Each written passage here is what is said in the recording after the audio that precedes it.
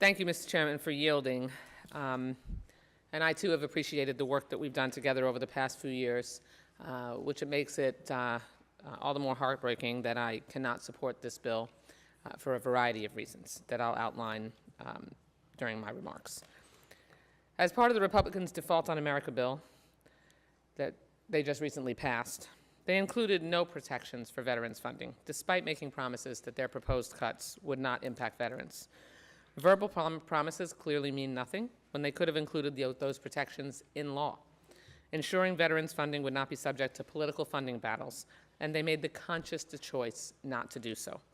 On top of that, Republicans voted to immediately rescind $2 billion for veterans for claims processing and appeals, health care both within and outside of VA, research, and education and training for veterans. The bill before us today continues the Republicans' disturbing trend that does not protect veterans. My friend Chairman Carter was quoted this week saying this FY24 Military Construction and Veterans Affairs bill is written to an imaginary top line. So clearly the bill before us is nothing more than a messaging bill. And the message Republicans are sending to the American people is that they are not interested in protecting veterans. In spite of the imaginary top line of this bill, it still underfunds our commitment to our veterans. Just last summer, we passed historic, monumental legislation on a bipartisan basis, the PACT Act, to better serve and better take care of our veterans of all wars who have been exposed to harmful chemicals like Agent Orange, burn pits, and other toxic substances. As part of that legislation, we established, again, on a bipartisan basis, the Cost of War Toxic Exposures Fund to ensure the steep cost of health care and services related to toxic exposures will always have its own dedicated funding stream. That funding for toxic exposures should not have to compete with other discretionary priorities. That was the whole point of creating it. That funding for toxic exposures is so important and necessary that we provided its own funding source to ensure that we keep our promise to our veterans to take care of them. This bill does not keep that promise. The President's budget requested $20 billion for the Toxic Exposures Fund, and this bill only provides $5.5 billion. Not only does that mean that the Toxic Exposures Fund is underfunded by $14.7 billion, it means that Republicans chose to fill the hole this decision creates with scarce discretionary dollars, denying the guaranteed funding we promised veterans when we passed the PACT Act. Please do not tell me that Republicans are fully funding veterans programs. The larger Republican agenda, and this bill is a black and white example of that, does nothing to protect veterans from cuts to services.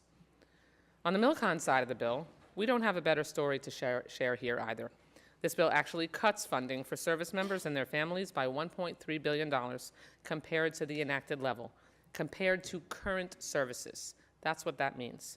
This bill actually appropriates less funding than the bill that we enacted last year. We have a recruitment and retention problem, and Republicans are cutting funding for military construction.